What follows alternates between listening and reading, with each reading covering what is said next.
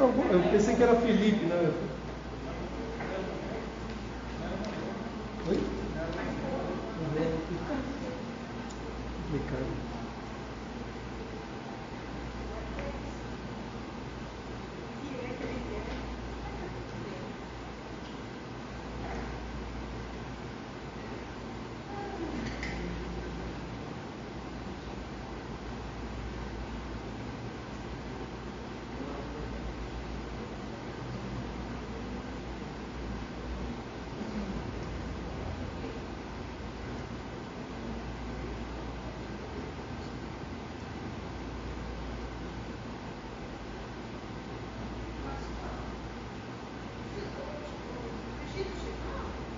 Não. Mas o carro está aí, mas ele está lá. Acho que é um filho. Eu passei lá, o carro dele estava lá. Ela não chegou ainda.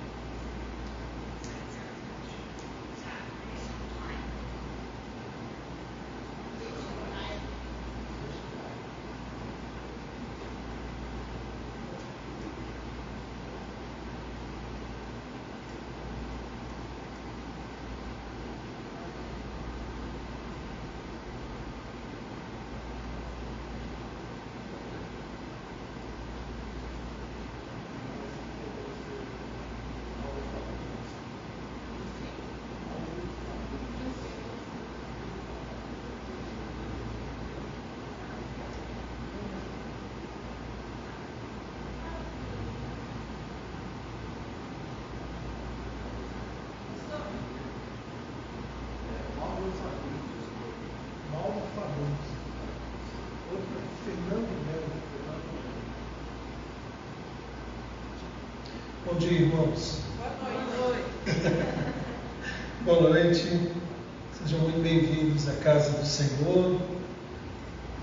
Já estamos transmitindo também nosso estudo. E nós vamos começar o nosso estudo nessa noite orando. Ontem, os irmãos já devem todos estarem sabendo, já faleceu o presbítero Melo, um amigo querido, né? Foi presidente do nosso presbitério por 3 mandatos, aí, se não me engano, 3 ou 2 mandatos. E aprove o Senhor, então levaram seu filho de volta para casa, né? Tive o privilégio de poder passar uma semana com o Melo no Supremo Concílio, no mesmo quarto, conversamos bastante, foi um momento muito edificante.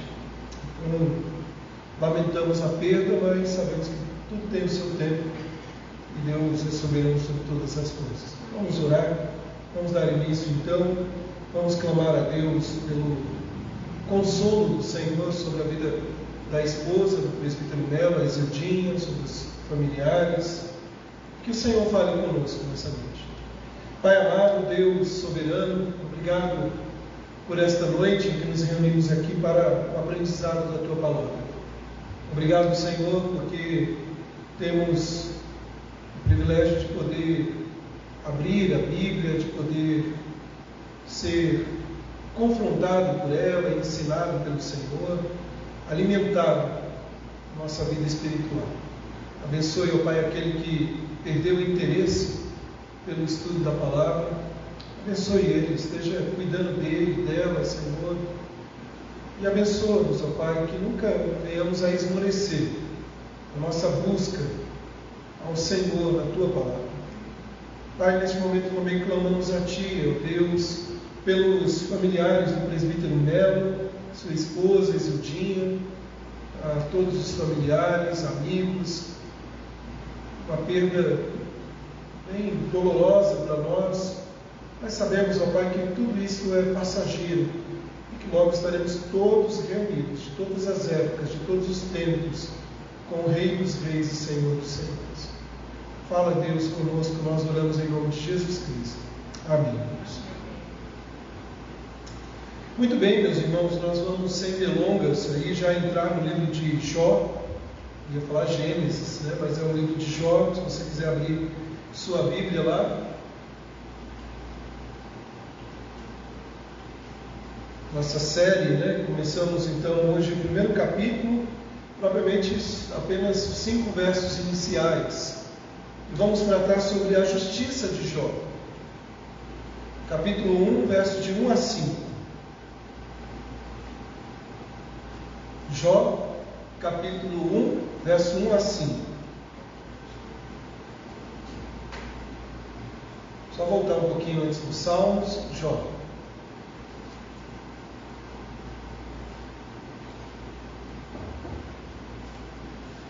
Na semana passada, meus irmãos, nós consideramos o livro como um todo, observando uma introdução, o corpo, que estende do capítulo 3 até o 42, e a conclusão final aí do livro, um discurso final. E nós vimos, na semana passada, que o escritor, narrador, ele é desconhecido para nós, até uma informação pela tradição. Alguns acreditam que pode ter sido Moisés que escreveu o livro de Jó. Há alguns indícios aí, alguns chegam até ao ponto de dizer que aquela informação que nós temos nos primeiros 2 capítulos vieram depois do escrito propriamente dito, que narra aquele momento em que o Senhor Deus está ali conversando com Satanás e fala para ele: está vendo meu servo Jó? E aí um certo escritor, ele diz o seguinte, que é como que Deus tivesse chamado Moisés e falado para ele assim: Moisés, você tem um tempinho?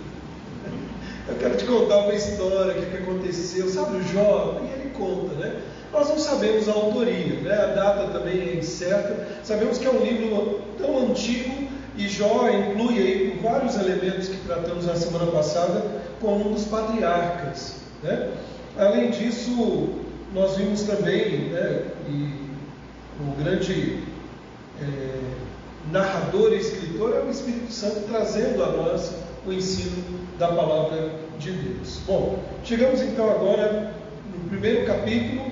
Nós estamos entrando agora neste primeiro capítulo. Vamos ler versos de 1 a 5. Vamos tomar conhecimento destes primeiros 5 versos. E vamos ler de maneira alternada. Havia um homem na terra de Uz, cujo nome era Jó, homem íntegro e reto, temente a Deus e que se desviava do mal. Nasceram-lhe 7 filhos e 3 filhas. Possuía 7.000 ovelhas, 3.000 camelos, 500 juntas de bois e 500 jumentas. Era também muito numeroso o pessoal ao seu serviço, de maneira que este homem era o maior de todos os do Oriente.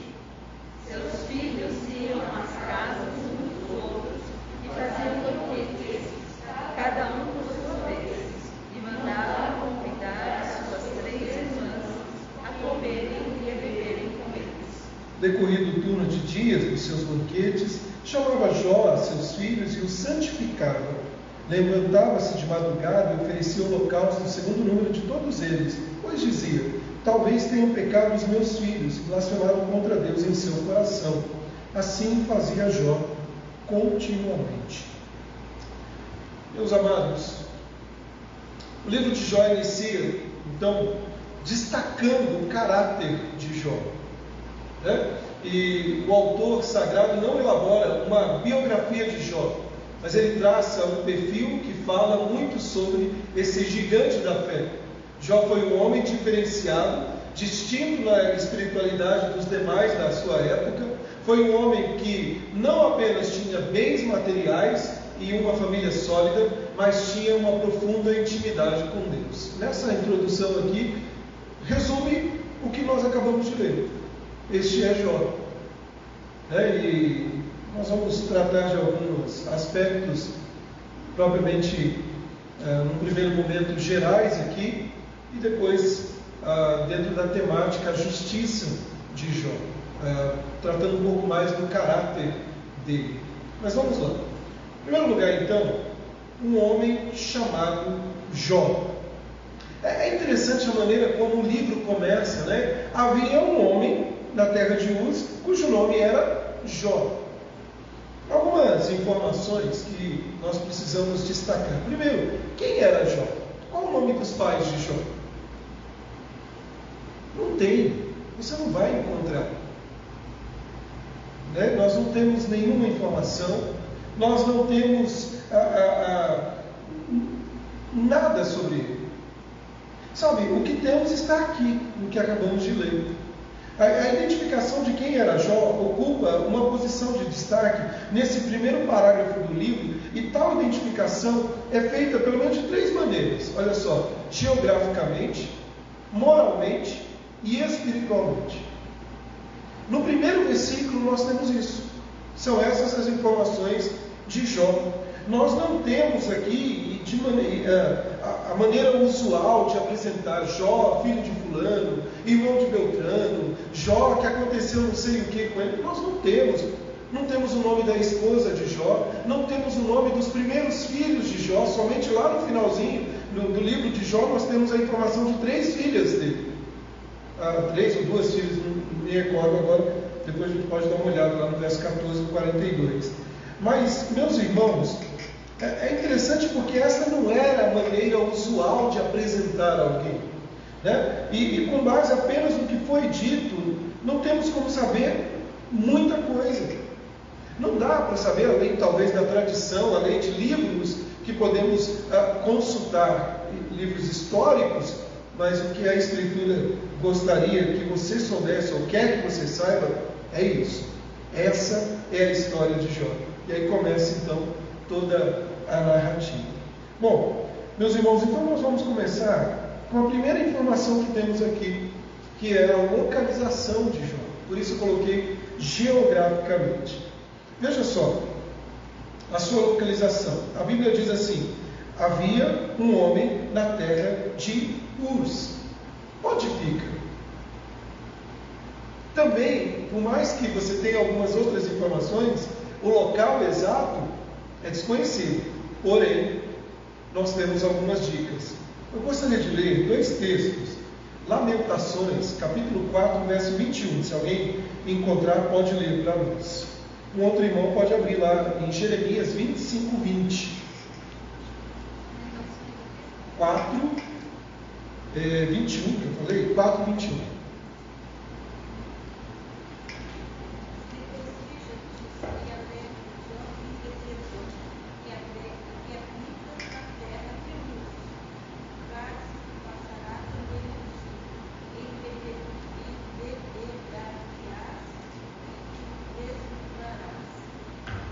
Jeremias capítulo 25, verso 20.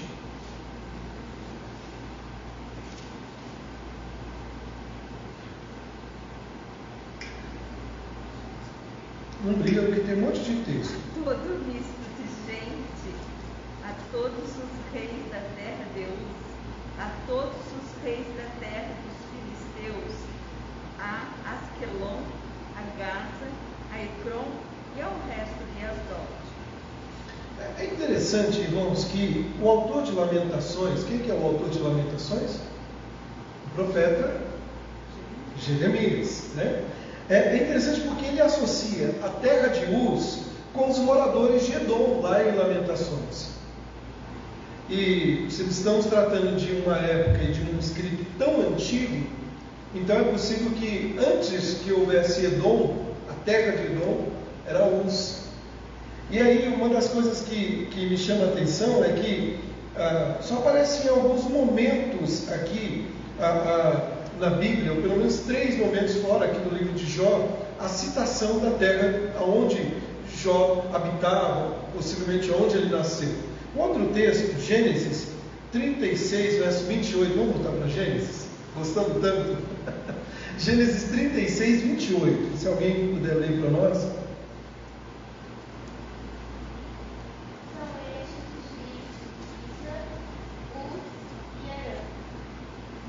Olha que interessante, a genealogia citando Uz e Arã. Então eu coloquei um mapinha aí, não sei se vai dar para visualizar muito, mas a ideia aqui, queridos, é que Uz ficava localizado ao leste da Palestina, né, muito ali à esquerda do Jordão, na parte bem embaixo do mapa, quando você dá uma olhadinha aqui, ó, reino de Judá, reino de Moabe, você tem mais ou menos um mapa. É fácil de localizar, porque você tem a região que a gente chama de crescente fértil, tem algumas informações aí, do lado de lá do mapa, que não dá para ver, é onde Abraão saiu, Ur, reino de Israel está ali, a região muito próxima ali da Palestina atualmente, né? Mas é apenas uma localização e alguns indicativos. Então é possível que Jó tenha vindo desta região de Edom. Te lembra alguma coisa, Edom? Você ouviu alguém falar recentemente sobre Edom? Aula de escola dominical, domingo passado, né? Nós fomos lembrados aí. Quem que eram os descendentes de Edom lá? A família, eram gêmeos, brigaram entre eles, um saiu, formou a comunidade ali dos Edomitas, né? Como que é o nome dele? Esaú, é que estava embaixo. Irmãos, então, tomando aí o relacionamento geográfico da terra de Edom e a terra de Uz, a identificação de Uz, na nossa mente é difícil. Mas no imaginário, na mente do tempo, por exemplo, do profeta Jeremias, que veio tempos depois, não sabemos quanto tempo, de Jó, estava claro para eles, porque Jeremias cita pelo menos 2 vezes em Lamentações e também no livro que leva o seu nome do profeta Jeremias, dizendo os reis de Uz. É a única informação que nós temos.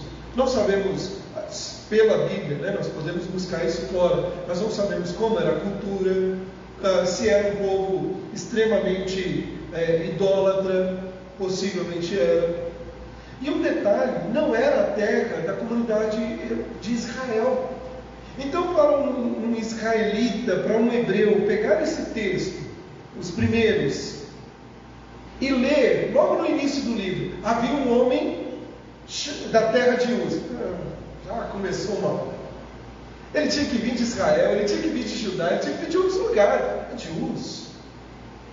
Mas olha só, meus irmãos, então, a identificação dessa terra, para nós é apenas fazendo menção, e o livro faz questão apenas de pontuar de onde ele veio.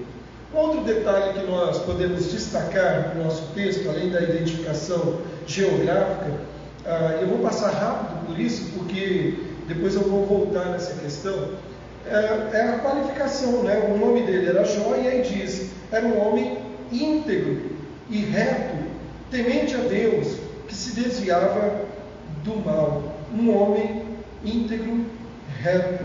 Ou seja, a ideia é que ele era uma pessoa real, não era um personagem fictício. Além de situar a localização, mostra as características deste homem. Um homem íntegro, reto, temente a Deus, que se desviava do mal. Meus irmãos, eu não vou aqui tratar desse aspecto agora, porque eu vou voltar nele daqui a pouco, falando do caráter de Jó. Mas eu quero avançar um pouquinho. E aí o nosso texto fala o que ele possuía. Versículo 2 começa agora a narrar os seus filhos, depois suas posses. E a descrição daquilo que Jó possuía é inicialmente irrelevante, pelo menos para algumas pessoas. Por que eu preciso saber que Jó era um homem rico? Isso tem um significado no texto, até olhando pelo texto original. Mas eu vou também daqui a pouco segurar. A única coisa que eu gostaria que você pensasse era o seguinte: olha o que o texto diz. Nasceram-lhe 7 filhos e 3 filhas, possuía 7.000 ovelhas, 3.000 camelos, 500 juntas de bois. E aí no finalzinho do versículo 3, o que é a informação que temos? Este homem era o maior de todos. Era um? Não, era o maior do Oriente. Então a primeira coisa que nós temos é a localização, nós temos o caráter dele, a sua espiritualidade, e depois nós temos uma descrição muito interessante aqui, que literalmente a tradução do texto significa o seguinte: ele era, de todos os filhos do Oriente, ele era o maior. E quando faz a citação filhos do Oriente aqui, propriamente a região geográfica mostra a leste da Palestina mesmo. Meus irmãos, então, a maneira como o autor aqui, o narrador, traz para nós, ele traz essa informação dizendo o seguinte: talvez pela descrição dessas posses, alguém poderia dizer o seguinte: mas ele não é tão abastado assim para ser o maior do Oriente. Agora, há um detalhe no texto que é muito interessante, porque veja só fazendo uma comparação aqui.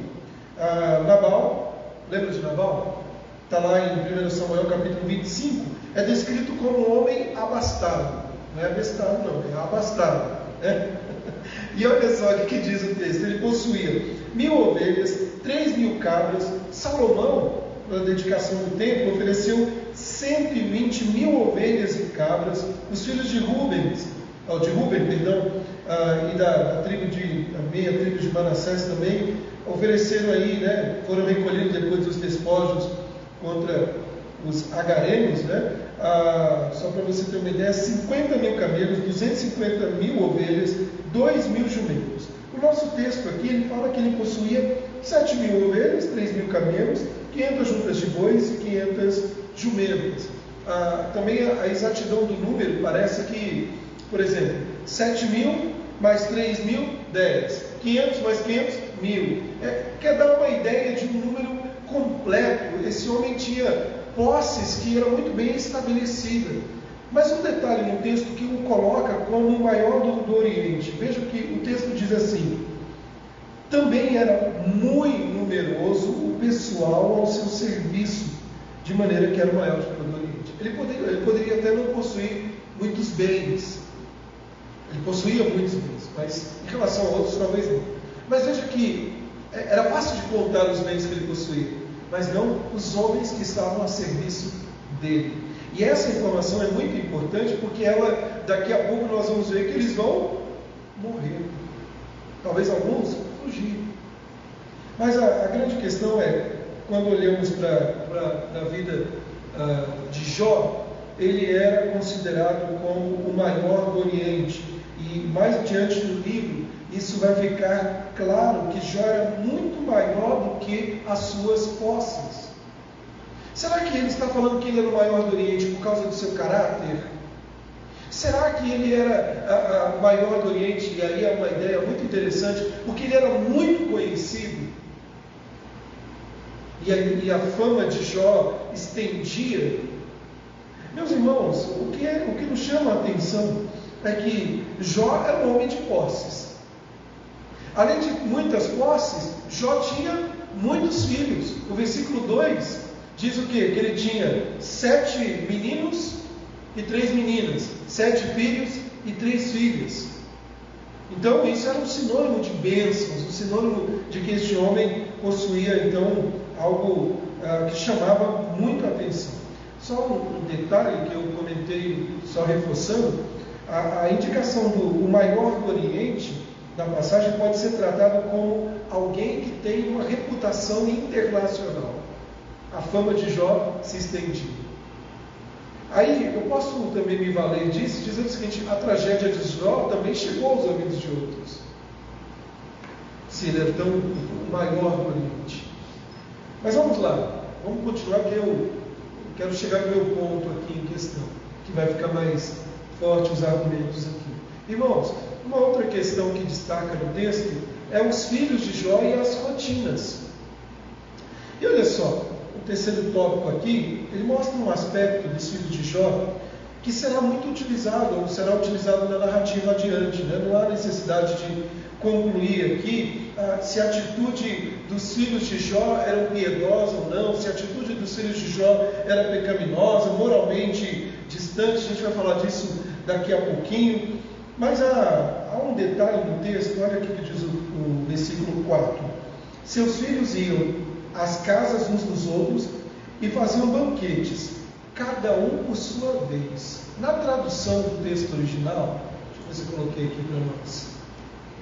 Não, acho que não. Na tradução do texto original, por exemplo, na revista corrigida, aparece a expressão cada um por sua vez, aparece cada um em seu dia. É a mesma palavra que aparece no capítulo 3, verso 1, quando Jó amaldiçoa o dia do seu nascimento. A ideia é que essas festas que os seus irmãos iam de casa em casa celebrando, era uma festa que a Kelly e a Maria comemoraram, e o Pedro comemoraram há pouco tempo. Uma vez por ano nós comemoramos isso. Como é que chama mesmo?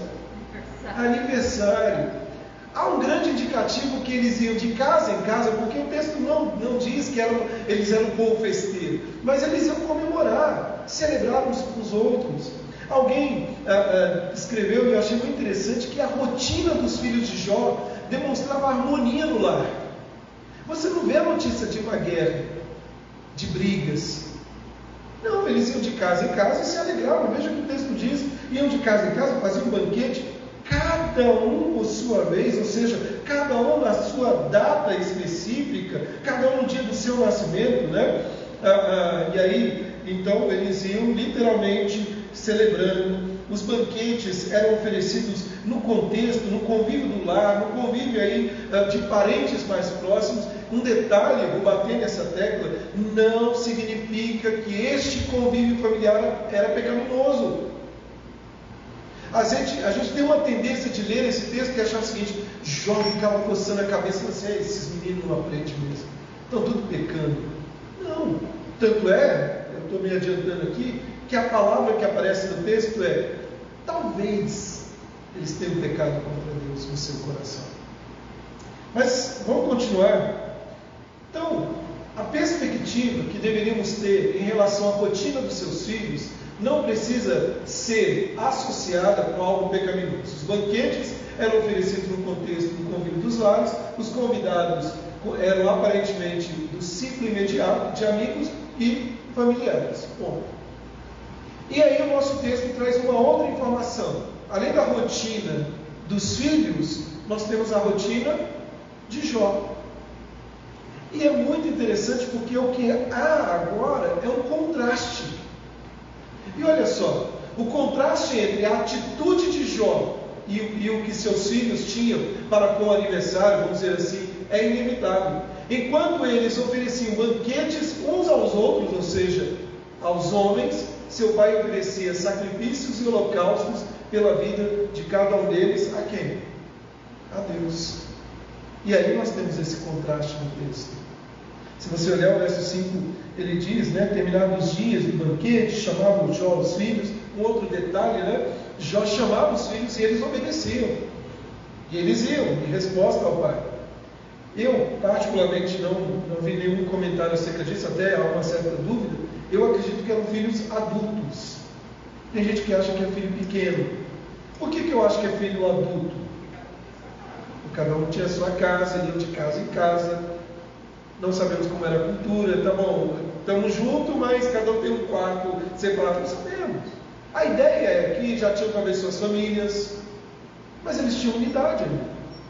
E aí, meus irmãos, o quarto tópico que aparece aqui é a postura de Jó com relação aos seus filhos. Mais uma vez, a descrição encontrada aqui não visa descrever de forma exaustiva o dia a dia de Jó. Nós não sabemos o que ele fazia no dia a dia, mas temos essa informação. Há uma preocupação de Jó que envolvia a atitude da relação dos seus filhos ali. Me chama muito a atenção no verso 5 que ele diz assim: talvez tenham pecado os meus filhos e blasfemado contra Deus em seu coração. E aí que ele diz no final do verso: assim fazia Jó o tempo todo. Jó não fazia isso de 3 em 3 anos, esqueci de orar pelos meninos, ou então, poxa, era para ter feito sacrifício. Não, Jó tinha temor no seu coração, e o seu foco era Deus. A questão de blasfemar contra Deus será um objeto de longa discussão nas cenas que vão seguir. Sabe, por exemplo, quando a mulher de Jó, naquele momento em que ele está ali, terrível, perdeu praticamente tudo, ela fala: amaldiçoa teu Deus, blasfema contra o teu Deus e morre. E ele fala: mulher, não ele fala mulher, ele fala: mulher, fala como uma louca. Então ele tinha temor, a atitude de Jó em relação aos seus filhos. E aí vem esse dado: não parece reprovar as celebrações. Se fosse um ato pecaminoso dos seus filhos, ele não diria talvez, ele diria: certamente meus filhos pecaram contra o Senhor. E ele poderia ter reprovado aqui. Então, a ideia, queridos, e eu também já me adiantando, é a ideia mais de adoração do que de temor por medo de que Deus possa fazer alguma coisa com seus filhos. Havia um temor que o levava à adoração para sacrificar em nome dos seus filhos, pelo pecado dos seus filhos. Já falei sobre isso, né? O indicativo aqui de submissão, de atender a voz do Pai. E aí, então, fazendo este panorama aqui desses 5 versos, né, o que ele possuía, qual era a rotina dos seus filhos, a rotina de Jó, quando nós olhamos aqui a posse que ele tinha, a localização, o caráter dele, nós temos que cavar um pouco mais fundo agora. Por isso que eu falei que eu passei rápido, porque eu tenho alguns aspectos que são belíssimos aqui. O significado da justiça de Jó. Então nós podemos começar falando um pouquinho mais de Jó, com a questão do significado, da questão aí da vida de Jó.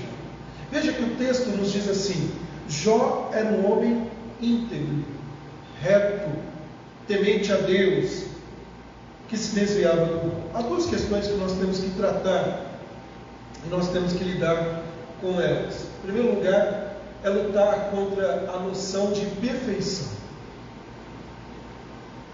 Meus irmãos, uma questão que pode ser levantada, e muitos, parece brincadeira, mas muitos acreditam nisso, e uma pergunta que eu faço é essa daqui: Jó era um pecador ou não?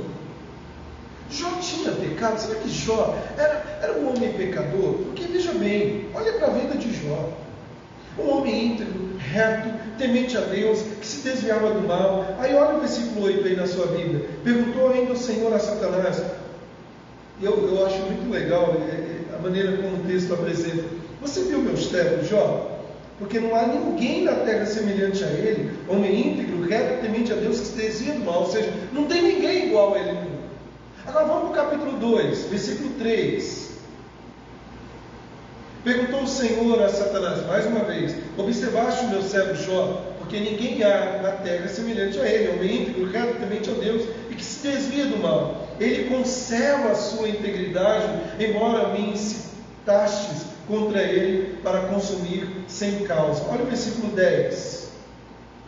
Mas ele respondeu, fala, se referindo à esposa, fala como uma doida, como qualquer doida: temos recebido o bem e não receberíamos também o mal? Em tudo isso não pecou Jó com os seus lábios. Meus irmãos, existe dentro do imaginário, né? Parece que, mas essa é uma pergunta muito óbvia, pastor. Jó era pecador? Mas quando você lê, o autor aqui, o narrador, traz aquela ideia de que Jó era um homem perfeito, sem pecado. Para quem lê pela primeira vez e não tem a noção do pecado original e o que ele leva, alguém pode dizer assim: não, Jó não era pecador, ele era um homem temente, íntegro, reto. Então essa é a primeira coisa que nós temos que tomar muito cuidado. Eu vou até afunilar nesse conceito, porque nós criamos o conceito de dizer o seguinte: a perfeição é impecabilidade. E nos acostumamos com isso. Eu nasci assim, então para que guardar a integridade? Meus irmãos, veja só. O que precisamos entender é que estamos lidando com um pecador abençoado pela graça. E mais, a noção de impecabilidade não funciona, pois todos pecaram, e a Bíblia não é contraditória, e carecem da glória de Deus. Nós temos que enfrentar o fator, e aí agora, da ambiguidade, ou seja, de uma certa dualidade, de parecer que joga para um lado, mas como lidar com tudo isso? Mas antes, um bom indicativo de que Jó era um pecador é o final do livro. Porque o livro diz o seguinte: depois que aconteceu tudo isso, Jó viveu mais quantos anos? 140 anos, nós falamos semana passada, e morreu. Ele morreu. Os pecadores morrem. O salário do pecado é a morte. Ela veio. Então, assim como outros, Jó também era pecador. Mas ele lidar com a questão da ambiguidade aí, né? Eu gostaria de olhar para agora para essa questão embora seja fácil para nós rejeitar a noção de que Jó não tem pecado, né? Jó é um pecador, a sua justiça é descrita em negrito, né? E o que nós temos aqui é uma pessoa que, se não sem pecado, é quase que perfeita. Você já viu aquele ditado que alguém diz assim: olha, fulano é tão bom, que só falta ser crente? Não sei se você já ouviu essa expressão, eu já. Então falta tudo. E quando eu falo crente, eu estou dizendo de crer em Jesus Cristo. Não adianta ser bonzinho. Nós temos que crer para ser salvo. Agora, meus irmãos, nós precisamos olhar aqui, alguns outros exemplos mostram, né, que nós precisamos pensar na justiça de Jó como algo complexo, como algo ambíguo, ou que chamaríamos um santo pecador.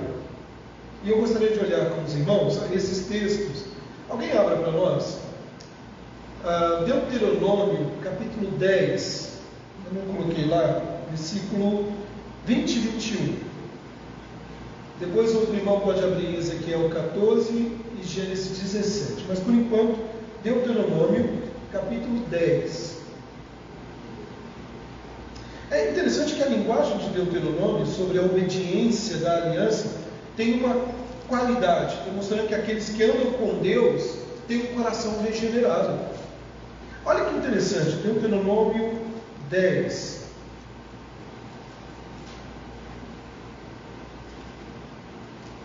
Versículo 20 e 21.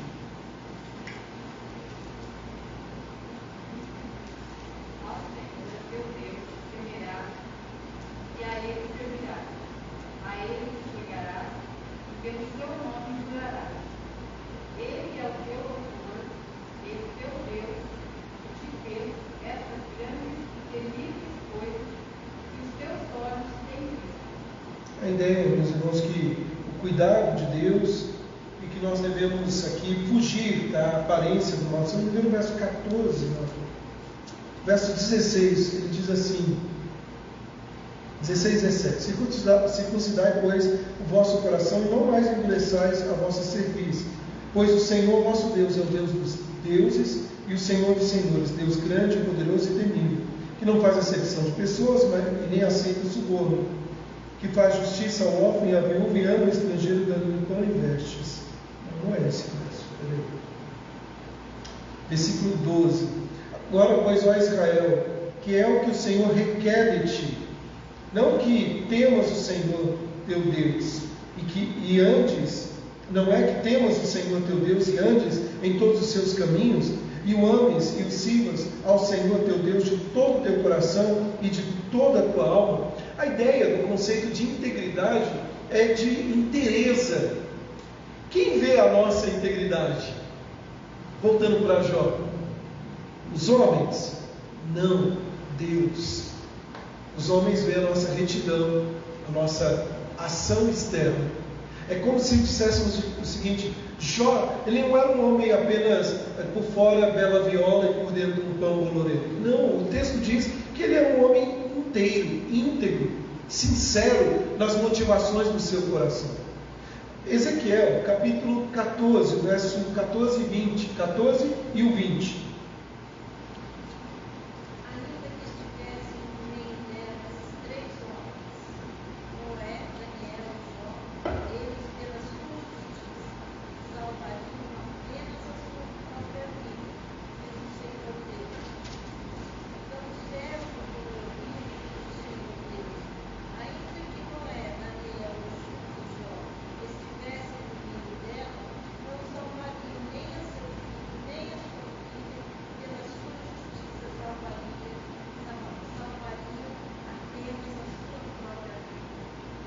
É interessante, né, que o autor de Ezequiel ele coloca Jó nessa lista de três aqui.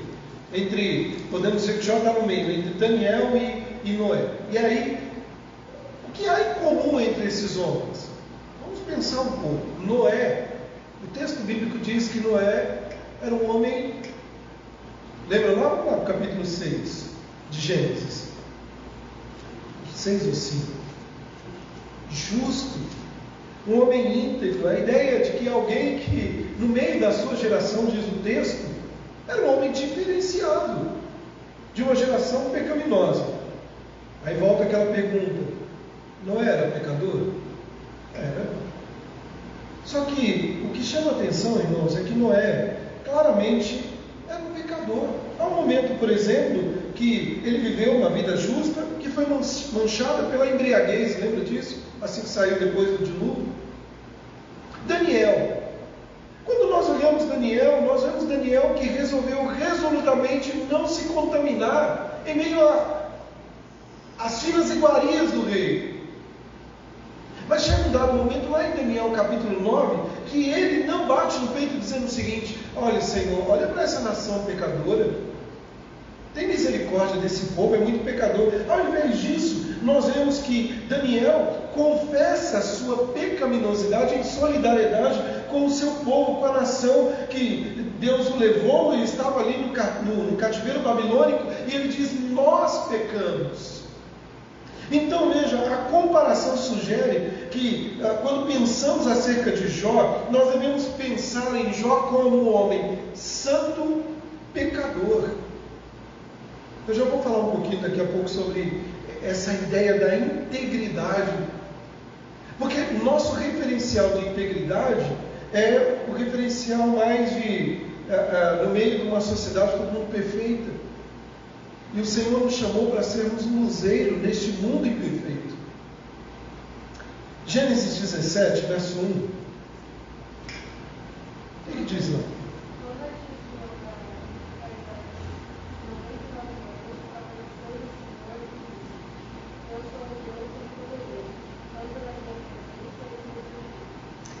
Essa foi a vontade do Senhor para a vida de Abraão, dizendo: Abraão, anda na minha presença e ser perfeito. Pergunto: Abraão foi perfeito? Ele teve falhas, né? Nós vemos na história de Abraão um grande homem de fé, incluía pecados que iam contra o seu caráter. Então, meus irmãos, voltando aqui para o nosso texto, deixa eu só voltar um pouquinho aqui.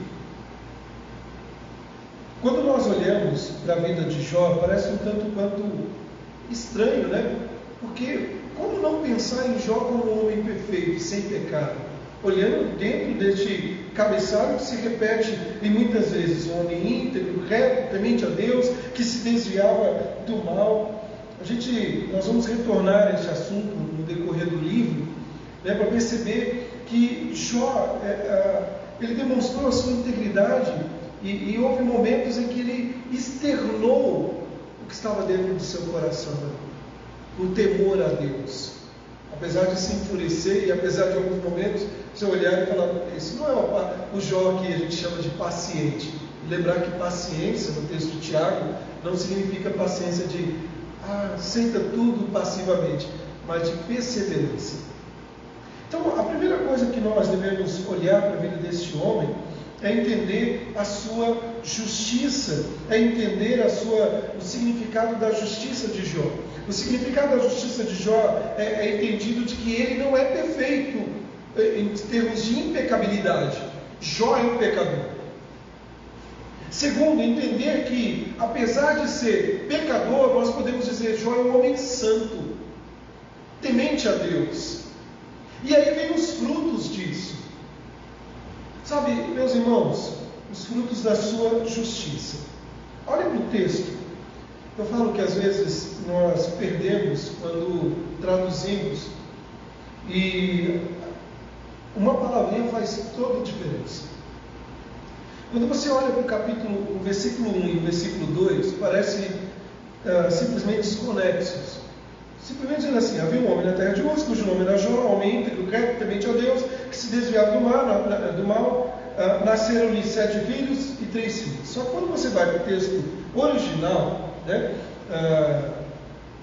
há uma palavrinha que não foi traduzida na nossa versão e nas outras versões, mas que na Bíblia hebraica essa palavrinha aparece. É uma palavra chamada E. E essa palavra E, nasceram 7 filhos, isso e aquilo outro, ela faz como uma chave de ligação, dizendo o seguinte: porque Jó era um homem íntegro, reto, temente a Deus, ele era um homem próspero, porque Deus o abençoava, porque Deus estava com ele. E Deus o abençoou com filhos, com posses, com autoridade, com status. Tanto é que quem tirou tudo isso dele, ainda que usando o instrumento como Satanás, não foi o diabo como um livre agente, foi Deus. A gente não pode esquecer disso. É Deus que levanta e é Deus que abate. Sabe, meus irmãos, olhando para esse texto, então, quando percebemos aqui, será que o texto está apontando para a riqueza de Jó? Será que o texto quer colocar que venha para a igreja e os seus problemas acabaram? Será que o texto está dizendo o seguinte: eu quero ser rico, eu vou ser temente a Deus? Eu conversava hoje com o diácono Fernando, né? Porque às vezes a gente ouve tantas vezes as pessoas dizendo: não, eu profetizo bênção na sua vida. E aquele nosso irmão temente a Deus, crente, fiel, que está sofrendo, está desempregado. E o outro que está no hospital? E o presbítero que morreu? Ele não era temente a Deus? Será que aqui há uma crítica? Será que há uma injustiça? Deus abençoa alguns e outros não, porque Deus é injusto? Não. O ponto aqui não é uma crítica quanto à riqueza, até porque não é a maneira usual. Meus irmãos, você pode procurar na Bíblia, poucas vezes você vai encontrar o destaque às riquezas de alguém. É até estranho que na apresentação é como se Jó estivesse na igreja e alguém pudesse dizer assim: Jó, está conosco aqui, meu servo Jó, né? O Senhor está apresentando. Eu queria que ele ficasse de pé. Olha, o Jó, ele tem tantos filhos. O Jó tem umas riquezas, ele tem bois, jumentos, ele tem... É extremamente constrangedor. Constrangedor se olharmos a riqueza pela riqueza. Agora, se olharmos no texto, essa posse, a possessão de filhos, a autoridade, o status, tudo isso vem como fruto da justiça de Jó. Eu poderia dizer, sem medo de olhar para esse texto, Jó era um homem íntegro, reto, temente a Deus, que se desviava do mal, sem fazer acréscimo ao texto, e abençoado por ele.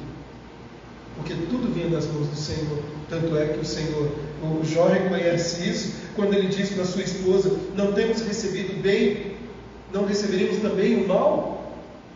Então, meus irmãos, e não coloquei aqui no slide para nós, mas eu fiz uma nota dizendo o seguinte: nós temos que acreditar. A gente está com tanto pavor dessa teologia pregada por aí da prosperidade, que às vezes nós queremos viver a teologia da miséria. E eu acredito num Deus que tem prazer de abençoar os seus filhos que andam no caminho reto. Se obedecermos, somos abençoados. Não estou dizendo ser milionário, o que é pregado por aí, mas Deus supre as nossas necessidades. Sabe, quando olhamos, por exemplo, para a vida de Jó ou José, lembra de uma frase dos filhos, quando ele disse: o Senhor me fez próspero na terra da adversidade? É o Senhor que faz isso. Então, meus irmãos, um ponto notável aqui no texto, que abre a porta para a ideia, né, do caminho dos justos, é entender que essas bênçãos, essa possessão de Jó, não é algo estanque, não é algo separado, é Deus que o abençoa. Eu não tenho nenhuma dificuldade de dizer isso, porque você que estudou Gênesis vai lembrar que quem abençoou Jacó? Foi o jeitinho que ele fez lá: olha, agora as malhadinhas é porque eu fiz uma simpatia. Quem que abençoou Abraão? Quem que abençoou outros e outros? É o Senhor. Então eu poderia dizer que são os frutos da justiça. Volto a dizer, não é uma moeda de troca, porque ele era um homem íntegro e o Senhor conhecia a motivação do coração de Jó. Mas ainda, irmãos, e aí nós estamos caminhando aqui, como eu disse, cavucando, nós precisamos pensar um pouco sobre a profundidade da sua justiça. E isso fica evidente nesses primeiros versos. Depois de desenvolver a ideia do caráter, da família, da riqueza de Jó, o que o narrador faz agora, ele volta para o personagem Jó, nos versículos 4 e 5, dando ainda mais informação sobre a sua família. Ele se concentra em duas práticas regulares: uma pelos filhos, outra pelo patriarca. Poderíamos então destacar: uma, a festa; a outra, a adoração. Inevitável, não teve como não pensar, e eu faço questão de mencionar isso. Onde nós estamos mais ligados nos dias de hoje? Na festa ou na adoração? No bolo? No banquete? Ou na adoração, no estudo bíblico, na leitura da palavra, na oração? A gente precisa pensar muito sobre isso. Eu não estou dizendo que ter um banquete é errado. Mas, meus irmãos, quais são as nossas motivações? Então, em primeiro lugar, considere a prática festiva dos filhos. No versículo 4, o texto diz então que os filhos costumavam ir e dar uma festa a cada um em seu dia, e enviavam e convidavam as 3 irmãs para comer com eles. Era costume ali. Então, todo esse cenário ativava o papel sacerdotal de Jó, porque então ele fazia sacrifícios. Não ia, lembra que nós falamos que isso é um indicativo de que ele era o patriarca, um dos patriarcas. E aí, meus irmãos, o texto não está dizendo que havia nada de pecaminoso.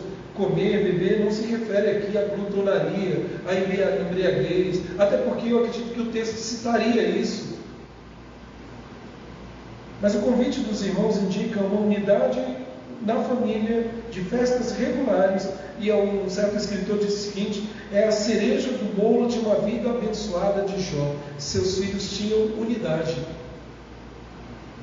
Veja que o relato bíblico não trata a família de Jó como uma família desunida. Uma família perfeita no sentido de unidade aqui, uma família que não tinha briga, como a família de Jacó. Né? A família de Jacó era unida. Terrível a família de Jacó. Mas eu gostaria, meus irmãos, de destacar então a prática da adoração de Jó. Versículo 5. Se dissermos então se aquilo que dissermos sobre os filhos de Jó é verdade, que eles se reuniam para celebrar, então por que fazer o sacrifício? Se não tinha nenhum ato pecaminoso em si, eles eram pecadores. Então por que Jó tinha que fazer o sacrifício? Uma vez que era só exigido por causa do pecado.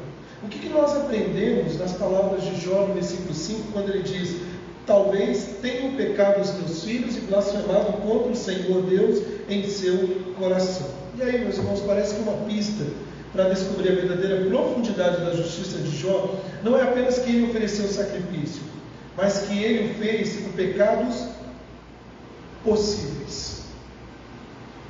Talvez eles tenham pecado. Existe um toque estranho nessa prática. Porque veja só, o que isso significa? Ele quer enfatizar para alguns que Jó era exigente, era excessivo. Alguns chegam ao ponto de dizer que Jó era até obsessivo em sua mediação pelos filhos. Pergunta é, e daí, se ele for assim? Sabe, meus irmãos, temos adoração por meio de um ritual sem pecados específicos. O que nós temos aqui é uma oferta queimada como um símbolo de gratidão, mas também devemos pensar que talvez eles tenham pecado. E aí vem um ponto que eu coloquei aqui para nós. A profundidade do caráter de Jó é tal que ele reconheceu o potencial do pecado no coração humano. Certamente esse reconhecimento pertence ao seu próprio coração. Se Jó era um homem íntegro, então era alguém temente a Deus e que se desviava do mal, para onde ele olhava em primeiro lugar? Para o pecado dos outros? Não, no seu coração, para a sua vida.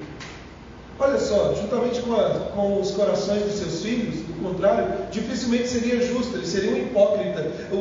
Os fariseus faziam muito isso, né? Apontavam as falhas dos outros, mas não olhavam para a mudança da vida deles. Jó não está sendo excessivo, ele está sendo diligente. Ele instrui sua família pelo uso regular dos meios designados por Deus para a adoração. O ponto aqui, meus irmãos, é que para colocar ênfase no nosso texto, nós precisamos pensar nessa ação de Jó que a sua preocupação não era apenas no pecado externo, mas a preocupação no coração, como Jó diz aqui, tenha blasfemado contra Deus, aonde? Em seu coração, em suas ações. Se você vai lá para o capítulo 2, versículo 10, diz assim, em tudo isso não pecou Jó, com falar, com seus lábios, com o ato externo, né? Mas também uma preocupação até mesmo no olhar. Tem um momento que Jó, no livro, ele vai se defender da sua firmeza, do seu caráter. Alguém lê para nós, capítulo 31, verso 1 e o verso 2 também. Mas o verso 1 é o que nós queremos enfatizar. Que a gente da minha tenda.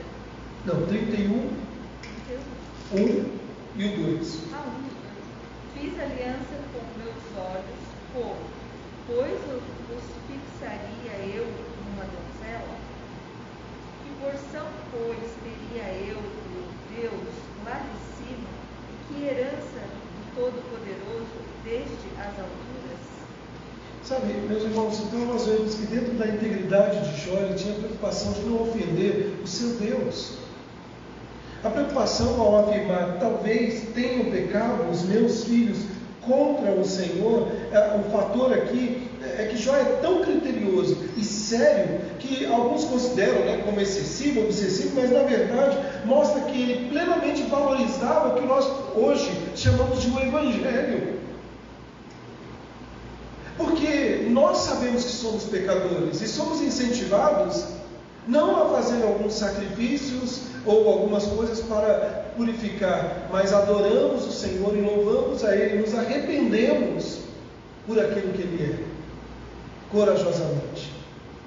Sabe, meus irmãos, então quando olhamos para isso, a profundidade da justiça de Jó é o que poderíamos chamar de um coração arrependido. Eu diria o seguinte, dentro desses 5 versículos, o finalzinho do verso 5 vou usar a mesma expressão, a cereja do bolo aqui.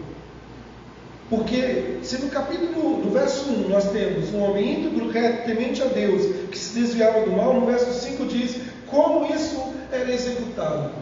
E veja que o texto diz que Jó fazia isso continuamente. Eu acredito que Jó não apenas fazia isso pelo perdão, clamando a Deus pelos seus filhos, mas também fazia isso pela vida dele. Era um homem íntegro, era um homem reto. E eu quero concluir, depois se alguém tiver algum comentário, alguma dúvida, pode fazer. Nós temos uma lição aqui para extrair para os nossos dias. Uma lição nesse texto sobre a verdadeira sabedoria. É um livro de sabedoria.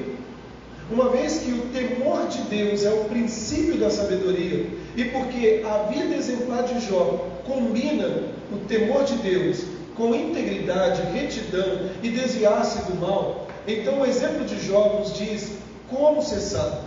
Somos sábios e não tolos quando vivemos como Jó, sem culpa. Sabe, meus irmãos, a palavra integridade ela pode ser traduzida como sem culpa, não sem pecado. E sem culpa no sentido de saber que é falho, saber que é pecador, mas que o seu coração é sincero.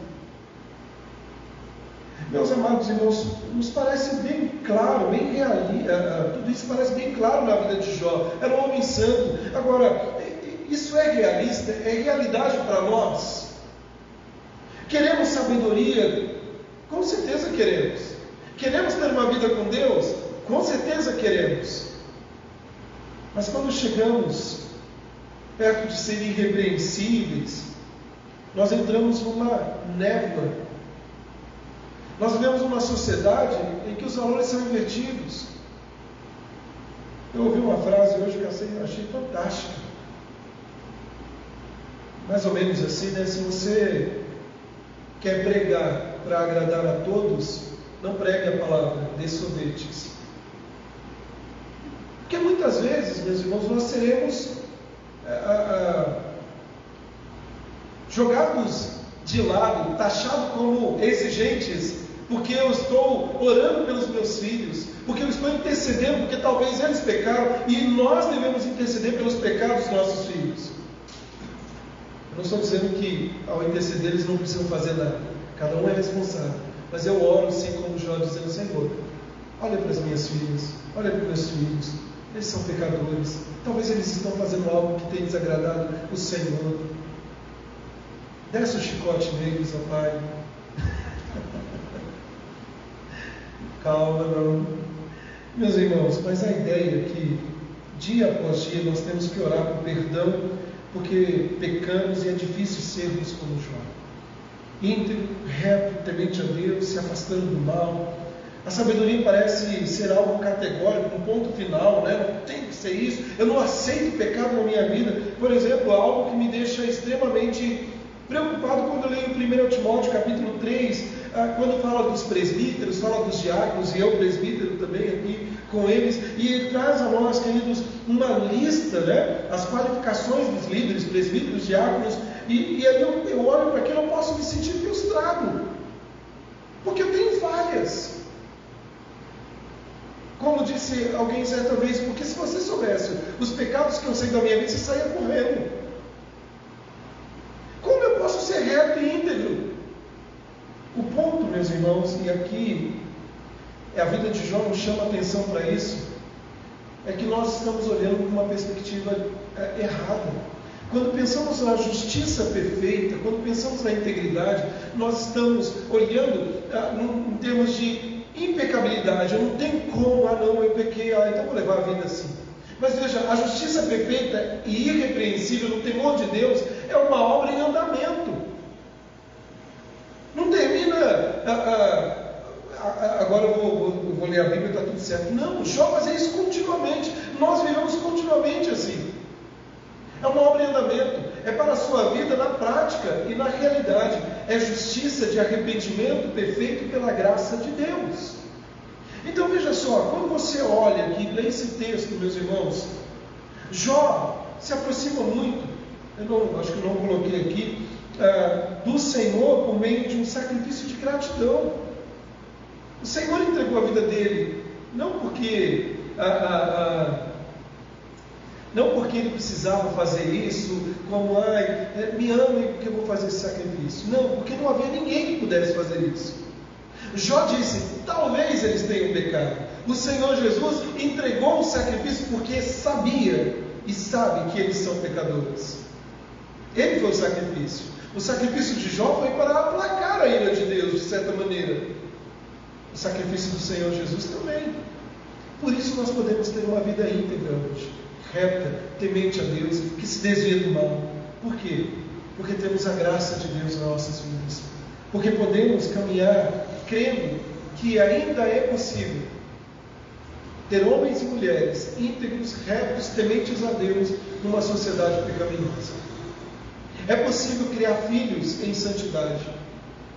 Nós temos que interceder pela nossa casa.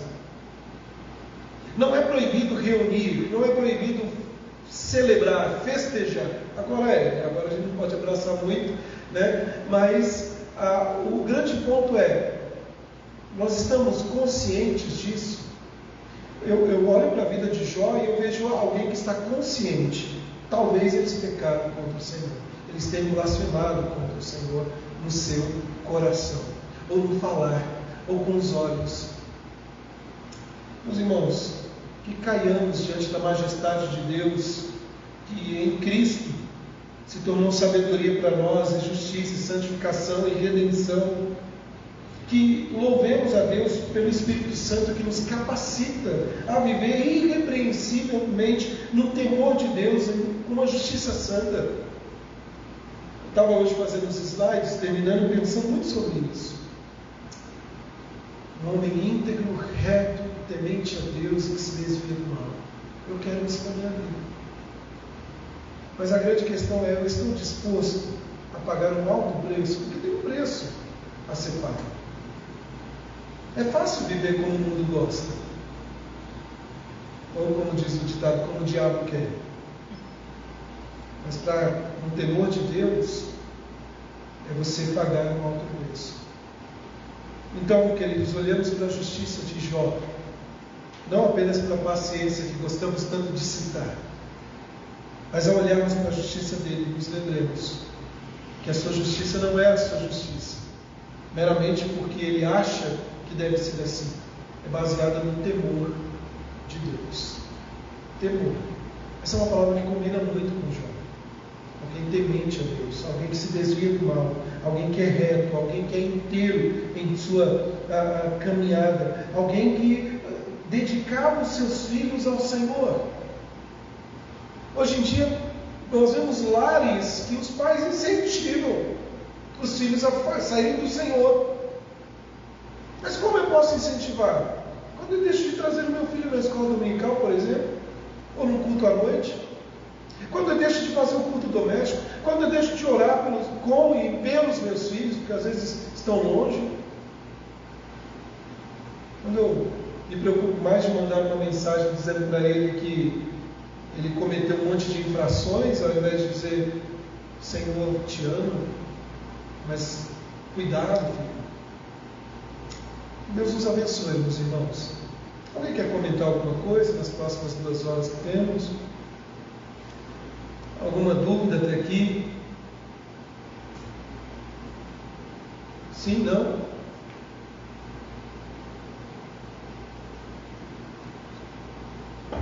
Podemos ir para o versículo 6 então? Semana que vem. Irmãos, eu imprimi, está com o diácono Fernando, uma folha de exercício. É isso mesmo. Então você vai poder pegar esses exercícios, depois eu vou mandar esse material para os irmãos, se quiserem dar uma lida em PDF. Mas como eu disse semana passada, é um exercício que eu achei muito bacana do livro do Dr. Daniel. E ele faz aqui um exercício hermenêutico, né? Na verdade, você vai reler o texto e vai responder algumas perguntas. Parece ser um tanto quanto bobo, entre aspas. Mas, na verdade, isso aqui é para forçar a sua mente do que você ouviu hoje. Então, acho que vai ser de grande valia aí. Você pode pegar a folha ali com o Fernando, é só uma folhinha. Olha aí, uma sentada você consegue fazer isso. Tá bom? Então, só para forçar a nossa mente um pouquinho aí. Vamos ficar de pé, vamos orar?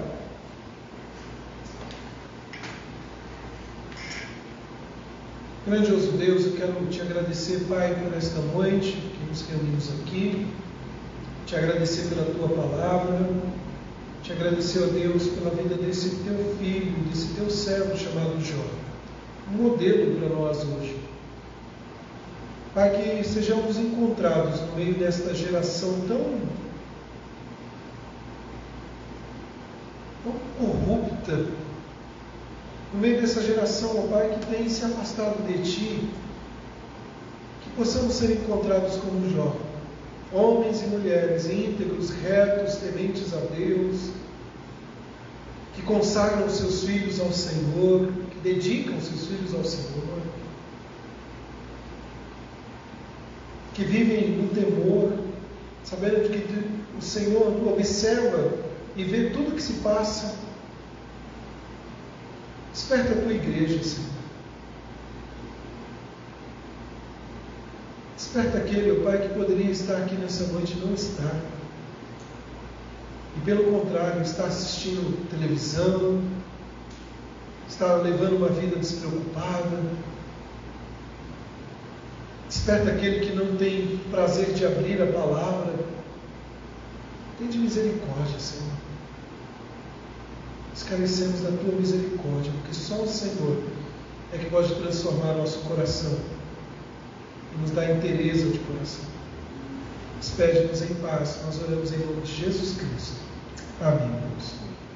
Meus irmãos, Deus abençoe. Lembrando, domingo nós temos Santa Ceia pela manhã, o culto, e à noite, o culto também ao Senhor.